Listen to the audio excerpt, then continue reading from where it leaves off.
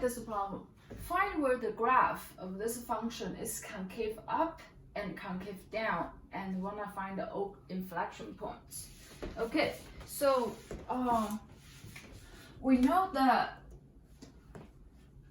concave up, meaning the graph looks like this, meaning the second derivative f prime would be positive, and concave down will mean the graph look like this. By the way, it can be just half of it, okay? It's like the trend. F double prime negative, okay? I'm gonna just draw the whole thing, okay? And inflection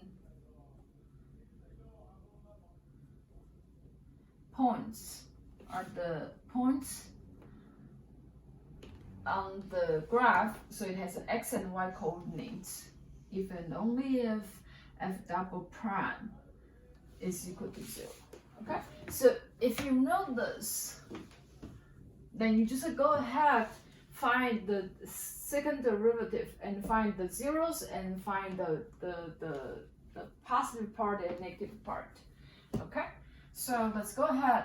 Y equals x cubed minus 6x squared. So here I have y prime equals 3x squared minus 12x. Then I go ahead and find the derivative of this, so that's the second derivative. So that's 6x minus 12. All right?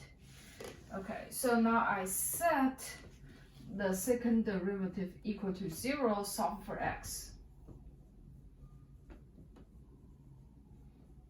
Okay, so this I get 6 times x minus 2 equal to 0. So what does that mean?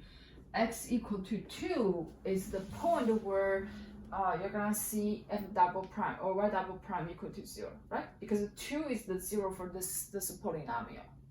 So 2 and f of 2 is our inflection point. And I'm gonna use the second derivative to determine the sign. So on the x axis, let me mark the inflection point, and I'm gonna find the sign of y double prime. Okay, so this is a y double prime, 6x minus 12, or 6 times x minus 2. Okay, so you can see if x is greater than 2, meaning on the right hand side of the 2, then y double prime is positive, right? You can say plus. If it's here smaller, any value smaller than 2, then y double prime would be negative. So now what do we know? We know that on this side the graph looks like this, on this side the graph looks like that. Okay? So this tells us f concave down on the interval from minus infinity to 2.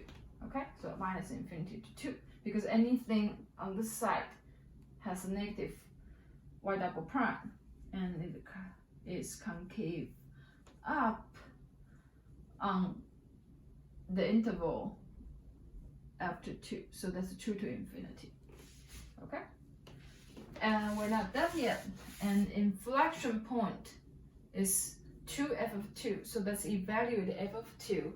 So that is 2 to the power 3 minus 6 times 2 to the power 2. So that's 8 minus 6 times 4. So that's 24. So this gives me minus 16. So inflection point is 2 minus 16.